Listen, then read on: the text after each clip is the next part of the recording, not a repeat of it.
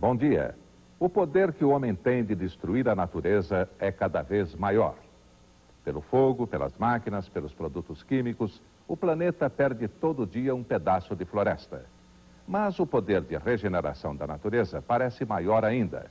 As sementes, as árvores, o mato, o verde, enfim, insistem em rebrotar e tomar conta de tudo. Hoje você vai ver uma experiência de recuperação de floresta que reúne ao mesmo tempo a preocupação ecológica e a econômica e conta principalmente com a força da natureza para dar certo. Comerciais no meio da floresta.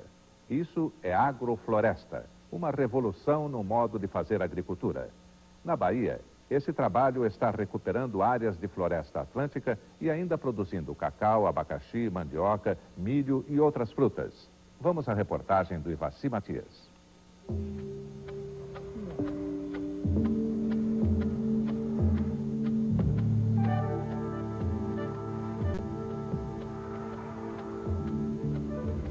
Toda essa região um dia foi coberta pela floresta atlântica. Este vale era recortado por vários rios e esta era uma região em que chovia muito. Hoje está completamente devastada. Vamos imaginar como seria esse passado. O morro coberto pelo verde, a água escorrendo com abundância pelos rios e cachoeiras, os bichos vivendo livres pela floresta. Essa região era assim. Hoje, esse paraíso está em rápido processo de desertificação. O morro, antes coberto pelo verde, está virando terra nua.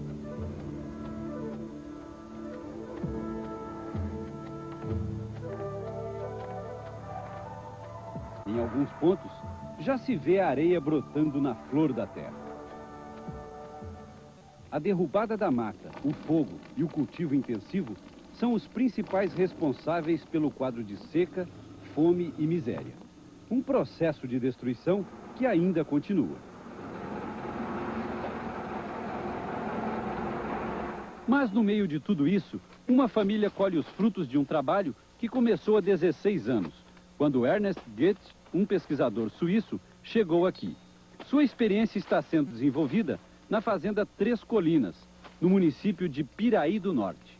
São mais de 100 hectares, onde a cultura principal é o cacau, plantado junto com outras espécies comerciais, no meio da mata. Um sistema chamado de agrofloresta. Tudo que nós estamos vendo aqui foi plantado por ele, com a ajuda da família e de uns poucos empregados. Na Suíça, ele se especializou em melhoramento genético de plantas e deixou o cargo de pesquisador numa instituição oficial para se dedicar à tarefa de recuperar áreas degradadas. Morou alguns anos na Costa Rica, onde observou o sistema de agricultura de uma tribo indígena, e depois veio para a Bahia. E nesses anos todos, ele transformou uma fazenda abandonada, um capoeirão, em agrofloresta. 90% da área de agrofloresta que o Ernest formou, antes era isso que a gente está vendo aqui, ó. Pastagem degradada. Você partiu disso aqui, né, Ernest? Desse tipo de vegetação. Aquilo que você vê nesse redor de pasto abandonado. Abandono de 5, 10, 15 anos, como essa aqui tem um abandono agora de 10 anos, foi desse mesmo jeito. Tudo de solo pobre? Tudo de solo chamado pobre. Hoje você considera que na agrofloresta você já tenha um solo de primeira qualidade, assim? Bom, pelas plantas que tenham estabelecido e pela produção que tenham dentro, é solo de primeira. Agora você estava me dizendo que você tentou recuperar isso aqui usando adubo químico no começo, né? No início eu usou nos lugares desses adubo químico. Agora esse foi fracasso, aquilo não deu certo. Calcário também você usou? Usei sobretudo cacau, o adubo químico foi bem pouco. Esse é o começo de tudo. Ele roça a vegetação rasteira, tomando cuidado com as mudinhas de árvores nativas da floresta atlântica. Nas árvores maiores, ele faz uma poda drástica. Esse material é picado e colocado no solo, como proteção e adubo. Feito isso, Ernest começa a introduzir as plantas que vão dar origem à agrofloresta. Com o auxílio dessa escavadeira de ferro, ele fura o chão duro da capoeira e introduz uma planta-chave em todo esse processo, o abacaxi.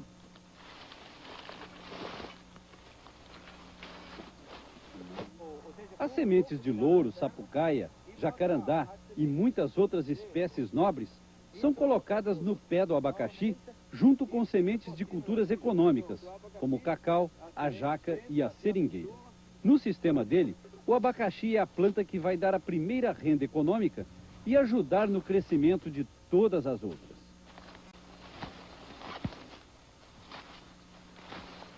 Nós voltamos nessa mesma área 5 meses depois e encontramos o Ernest roçando de novo.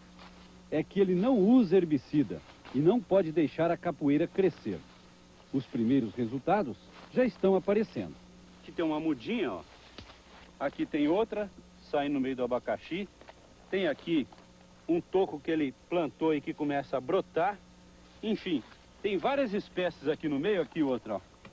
Essa aqui é uma outra que ele plantou. Vamos saber então do Ernest como é que ele faz a intervenção nessa área para recuperar e deixar isso aqui uma floresta produtiva. O primeiro problema é a acidez do solo. Por isso, o abacaxi veio todo amarelo. Como é que você vai fazer para corrigir a acidez desse solo sem utilizar calcário aqui? Eu uso novamente a mesma estratégia da natureza. Ele diz que usa espécies adaptadas para esse tipo de solo, começando pelo abacaxi, única cultura econômica capaz de produzir nessas condições.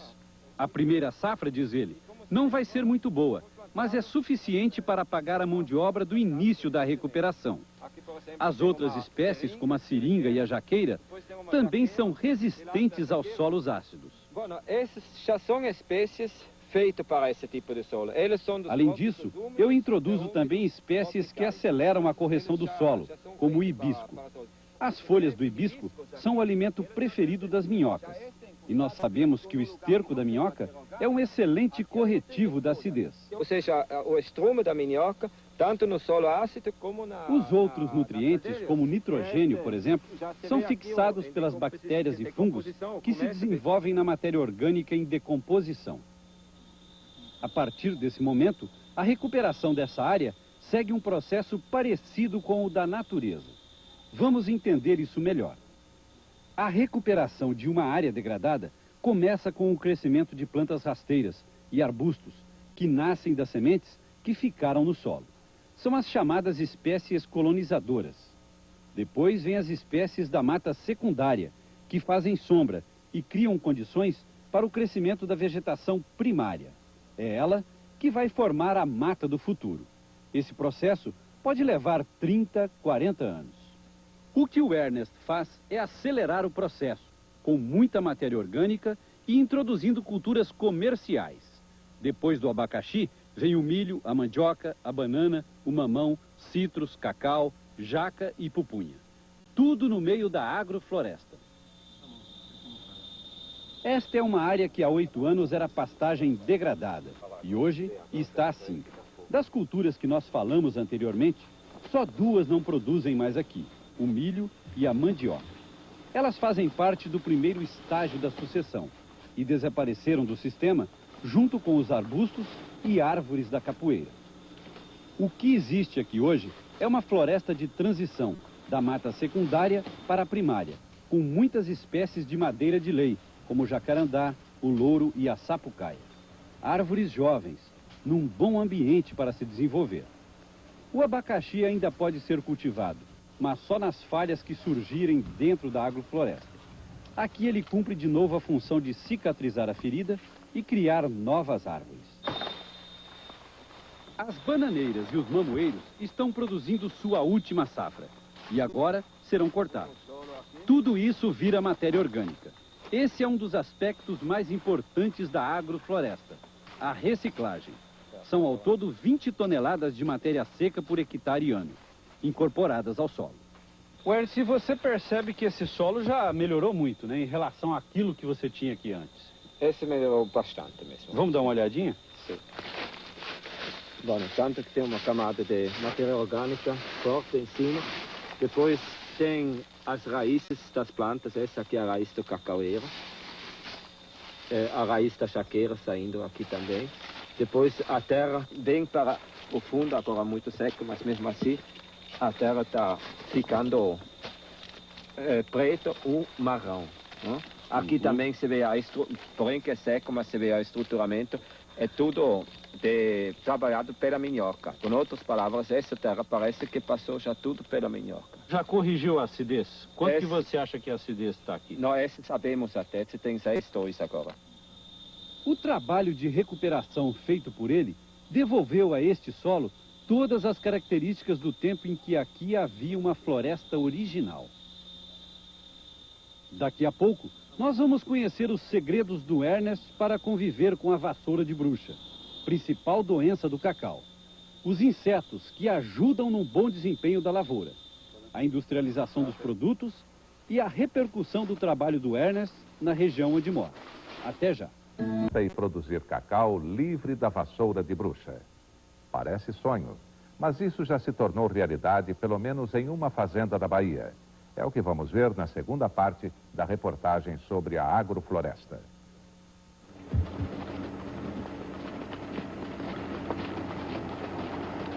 A crise do cacau, abalado pelo preço baixo e pela doença da vassoura de bruxa, está fazendo muita gente abandonar as lavouras. Não é preciso ir longe, basta olhar na beira da estrada e ver o estrago que o fungo causa na plantação. Os irmãos Hamilton e Alcides de Brito estão desanimados e acham que tudo é castigo do céu. O final da zero está chegando, né? O senhor acredita nisso? Eu acredito bastante. Nós acreditamos. Enquanto o fim do mundo não vem, o Ernest, que é vizinho deles, desfruta das vantagens da agrofloresta, que construiu com as próprias mãos. Ernest é um dos raros produtores da região que colhe cacau normalmente, 39 arrobas por hectare. A diferença da lavoura dele começa no sistema de plantio do cacau, feito junto com o abacaxi e outras culturas usadas na recuperação da capoeira. Alguns dos antigos costumes dos plantadores de cacau aqui do sul da Bahia estão sendo resgatados pelo Ernest. Um deles é o plantio de cacau com semente. O pessoal daqui costuma plantar com muda, atualmente, e não mais com semente. O outro é o plantio de mais de uma planta numa cova. Também é uma coisa que foi abandonada, né, Ernest? Que era usado antigamente e não é usado mais, né? Antigamente eles plantavam na forma direta, ponta de facão, 2, 3 sementes. Isso é uma coisa que você está resgatando, né? Resgatei, e até que trabalhei com o pessoal antigo assim para fazer esse trabalho. E está dando certo? Você acha que a produção é boa? Bom, eu sou muito contente porque me dá a possibilidade para, tanto economiza muito, e como me dá a possibilidade depois para escolher pelos mais adaptados para o microlugar. Aí você pode até futuramente tirar um deles. O que já fez em muitos lugares só ficou um. Na realidade a gente plantou 3, aqui embaixo você vê que tem um toco do terceiro.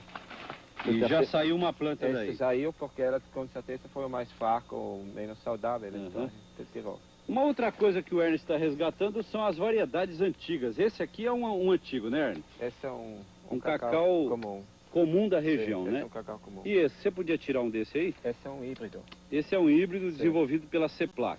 Sim. Depois que a CEPLAC, Comissão Executiva do Plano da Lavoura Cacaueira, lançou o cacau híbrido, as variedades tradicionais foram abandonadas. Mas o Ernest preferiu misturar. Plantou 2.000 pés por hectare, metade híbrido e metade comum. E observou que a única vantagem do híbrido é que ele produz mais cedo. E o que ficou na maior parte foi o comum. O comum se adaptou melhor? Se adaptou melhor. Ficou uns 25%, o máximo 30% do híbrido. E ficou o resto, uns 70%, 75% ficou do comum. E eu tenho a impressão que mais, ou seja, para largo prazo, fica só o comum. Ele é muito melhor adaptado. Você tem vassoura de bruxa aqui? Vassoura de bruxa é muito pouco, é muito pouco. Agora, se pegar, é sempre no híbrido e nunca no comum. Para o Ernest, as doenças e pragas não são inimigas do cacaueiro. Elas até ajudam a indicar pontos fracos do sistema. A aranha, por exemplo, é um predador natural deste outro inseto, um sugador do pé de cacau. Essa outra é a caranguejeira. Onde ela está, o sistema está equilibrado. Ou seja, não temos mais percevejo, não temos mais outros tal de pragas que perseguem o cacau. Essa é uma das vantagens da agrofloresta. Num sistema com grande diversidade de espécies, doenças e pragas convivem em equilíbrio, dispensando o uso de veneno nas plantas. No começo, nem os trabalhadores da fazenda acreditavam no sistema do Ernest. Hoje, o pessoal da região disputa emprego na agrofloresta. Além de registro em carteira e de ganhar o dobro da diária local, os trabalhadores podem consumir à vontade as frutas produzidas aqui. Tudo aqui dá, produz, de fruta e tudo, né? Os outros canos, quase as frutas tudo é ruim, tudo meio seco, porque com o tempo enxuto, logo resseca. Aqui você sempre tem fruta, o ano todo? É, sempre tem, não falta. De comer o que eu acho mais interessante também. Uhum. É. Isso aqui não era comum aqui não, né? O pessoal plantar tanta fruta assim no meio da lavoura, né? Não era comum? Não era muito comum, o pessoal não usava muito não. Não, né? não usava nenhum. Não, né? Não usava nenhuma. Plantava na porta de quintal, assim, no quintal. É que plantava um pé de fruta. Mas fora desse sistema que nós fizemos aqui, não. Nenhum plantava. O passatempo predileto das meninas do Ernest é colher os frutos da agrofloresta. Elas levam uma vida que mistura a sensibilidade dos índios com a agilidade dos macacos.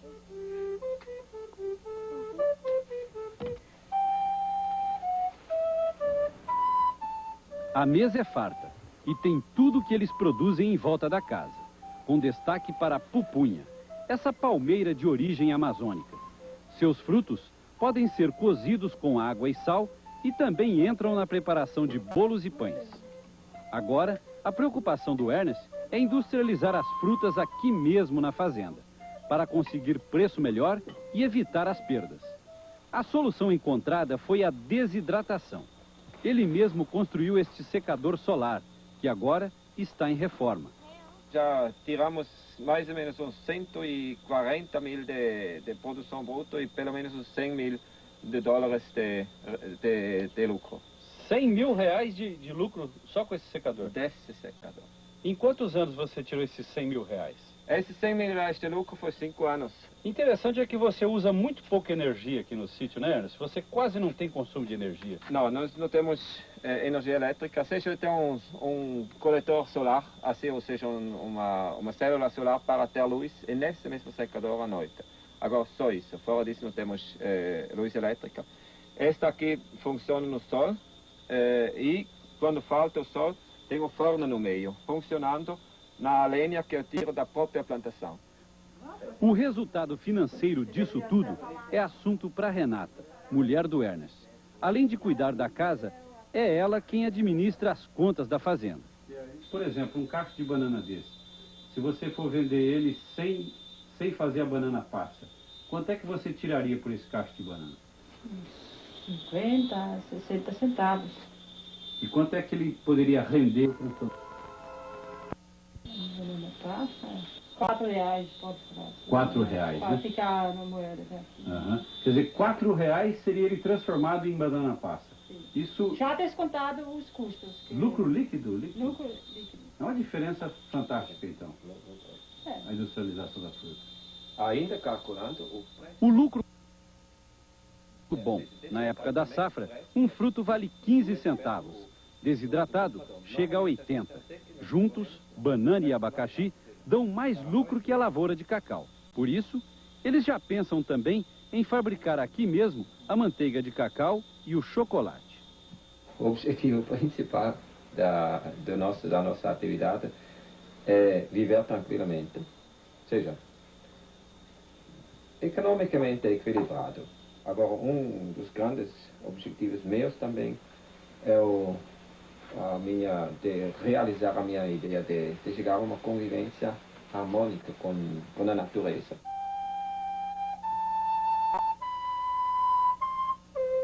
A harmonia que a família encontrou nesse canto da Bahia é resultado da agrofloresta.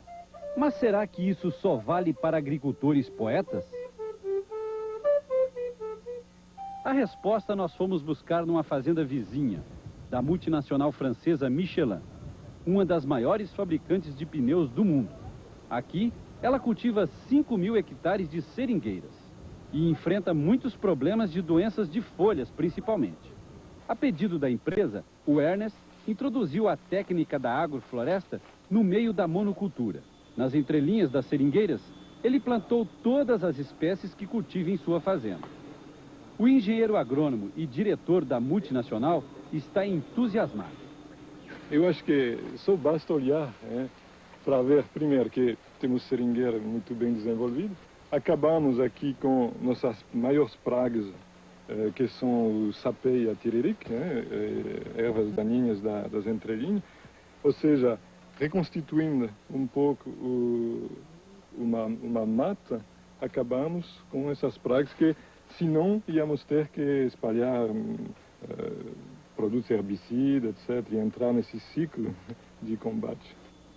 De projeto piloto, a experiência vai se estender por uma área bem maior. Se der certo, deve tomar conta dos 5.000 hectares da fazenda. Mesmo se a gente não mudou radicalmente de uma vez nosso sistema, porque a plantação é muito grande, eu acho que as cabeças de todo mundo aqui começou a evoluir e em muitas pequenas coisas, manutenção de entrelinha, etc., sistema de adubação, nós mudamos a nossa maneira de ver a aveicultura aqui nessa região da Mata Atlântica. As ideias do Ernest já romperam os limites da zona do cacau. Nos últimos anos, ele tem visitado outros estados e países para ensinar a filosofia de produção da agrofloresta. Projeto que busca uma harmonia duradoura entre o agricultor e a natureza.